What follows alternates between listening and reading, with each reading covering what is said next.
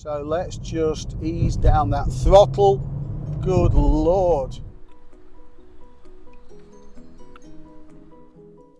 Welcome to Lot 76 Cars, and my name is Simon, and today I'm absolutely delighted to be showing you this very rare Alpina B3 GT3 from 2012, which is currently on sale at Classic Modern Cars in Newbury. The first thing to say is it isn't actually Alpina's M3 rival. It's something rather different, to be honest with you, and in fact it's rather rarer. There are just 99 units produced worldwide versus 150 GTS M3s. It's got a track-tuned adjustable suspension, and it's been produced to link to the B3 GT3 that won the German GT series.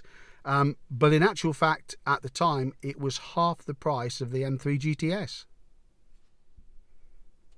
So this car is just number 74 and one of only 3 right-hand drive cars made.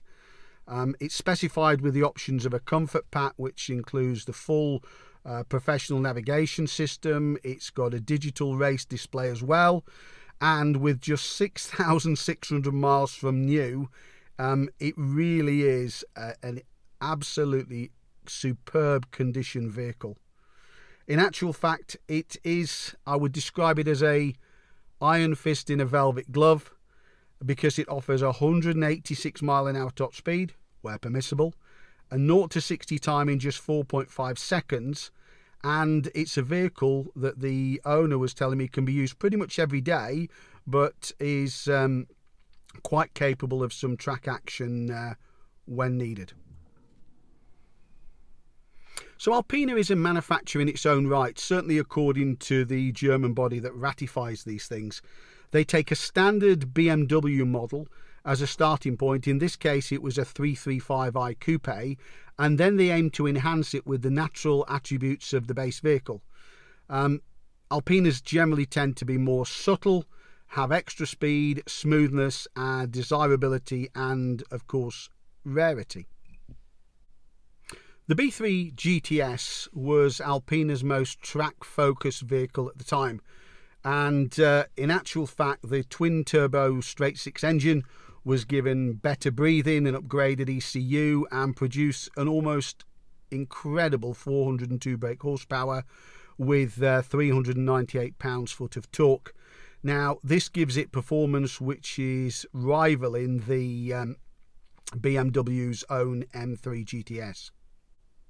However, the main aim of Alpina was in actual fact to improve the handling, and in this instance they fitted totally adjustable suspension.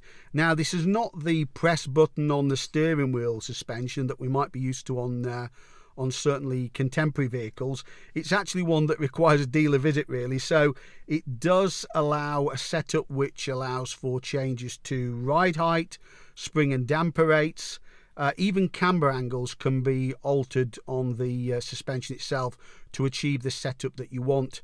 It's actually got 3 recommended settings. It's got road, track, and wait for it, Nürburgring. Now, if that doesn't underline how serious a track weapon this car is, I don't know what does. Whilst the steering was unchanged, some reported it felt slightly slow. I'm not sure whether that's the case, and I'll have the chance to find that out a little bit later on. Apparently it needed a few more turns lock to lock, but in actual fact, I don't think this is something that really is going to make or break it for this particular car. So surprisingly, the gearbox isn't actually a double clutch affair. Probably given how much these gearboxes have evolved over the last few years, maybe that's not such a bad thing. Instead, it's actually a 6-speed affair, but it does have paddles on the steering wheel to allow you to change manually, or if you want, you just leave it in automatic mode and just shuffle around to your heart's content, and it will soak up all those traffic cues when a manual tends to become a bit of a pain. Now, the interior is an absolutely stunning place to be. So you've got those lightweight bucket seats with the stripe that runs all the way through them, the duo stripe there. Pretty comfortable, holding you in place. You've got lovely details like the Alpina kick strips. Even the mats have got the Alpina logo on them as well. Really practical, with space for 2 adults in the rear still. A handy storage space between the rear seats as well. Not forgetting some practical features like cup holders. Still a decent sized glove box. Some lovely features like the Alpina branded white on blue instrument panel, unique to this car. So let's go through some of the highlights of this particular car. So it's got the GT3 Himalaya grey front wheels. They're actually versions of the Alpina multi-spoke items, but of course, in light of its racing pedigree, they are 25% lighter. The titanium Akapovich exhaust system also saves a not inconsiderable 11 kilos. Now, getting all that power down could be a bit of a challenge, so I think it's a pretty good idea that this particular vehicle has got the Drexel limited slip differential to help you avoiding getting into those difficult situations with lack of traction. So we'll be driving the car elsewhere within the video, but certainly if the comments at the time are to be taken on face value, Henry Catchpole drove this vehicle, I think, for Evo magazine, and he said rarely has he found a car that was so quick from the off. So now we've got the chance to try this Alpina B3 GT3. Let's see how it actually drives.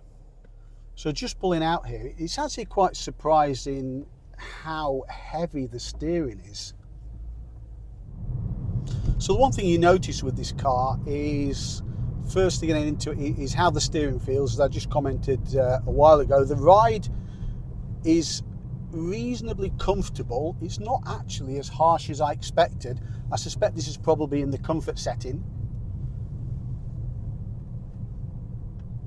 Just in traffic at the moment, so not a real chance to experience how the car drives, and the car's still warming up as well. But it's a really special place to be. As you'll have seen elsewhere in the video, the bucket seats really hold you in. I think you've got to be a certain size for them, and probably I'm on the edge of that, but the bucket seats really hold you in quite well. The controls are really fingertip light. You can feel the quality that's built into this car. As I mentioned, it's got the paddle shift. I'm not really at the stage I can use that yet. So now we're out of the traffic, we'll get the chance to experience the car, and we're not on the best road, to tell you the truth. Hopefully it's not showing too much on camera, but in actual fact the ride quality isn't as bad as I expected, to be honest with you. It's just a 50-mile-an-hour limit here, so the car's not really it's just getting to warm, so we're being fairly careful at the moment.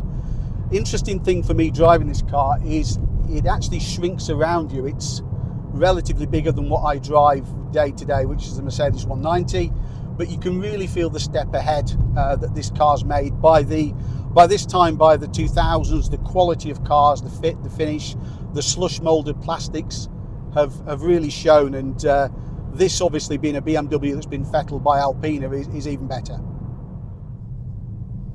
So the car's up to temperature, the rev counter's telling me that it's good to go. So let's just ease down that throttle.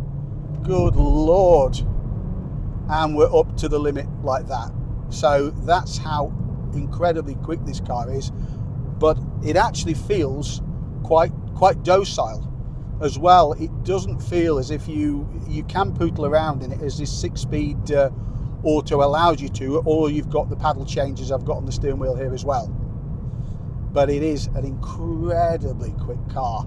I think the main thing with this car is that you can probably live with it day to day. It is a car that can be used on track, and if you want to go out there and adjust those, I think 12-way adjustable dampers, you can do that to your heart's content. But if, like most of us, you spend most of your time on normal roads, dual carriageway, single carriageway roads, then this is probably as good a compromise. I don't know how it drives compared to the M3 GTS, but this car was half the price when new. I can't really imagine that the M3 GTS is a real step ahead of this particular car. So if you ever ask what it's like to be a passenger in a car, probably this is a good example. When you bang it into sport and put your foot down, that's it. So we've got to be really careful if we want to preserve our license. But the way this kicks down, I drove a Lancia Delta, which really impressed me about a year ago, but this is something else. It's got 402 brake horsepower. Now, to put that in context, I'll hopefully be driving a Maserati soon on the channel, and that is about the same. Yes, about the same power as a Maserati. What an incredible car it is. So, as I mentioned, ride quality is good. It handles, as you would expect, really flat. We're not that compromised in terms of day-to-day usage, and it's a really lovely place to be. So if you want to get past people and still stay within the limit, you can do it, but you've got to restrain yourself a little bit. So we've quickly dispatched a Prius taxi. That wasn't much of a fair fight, was it really? But we're still within the legal limits, and we've still got a license at this stage, which is good. So the brakes are really keen. You can see these and probably make a few track days without blinking an eye. But a bit sensitive to use until you get used to them. So we're just back in an urban area here, just going past a retail park, avoiding the traffic, but not so much I can say at this point really, except that I really want one.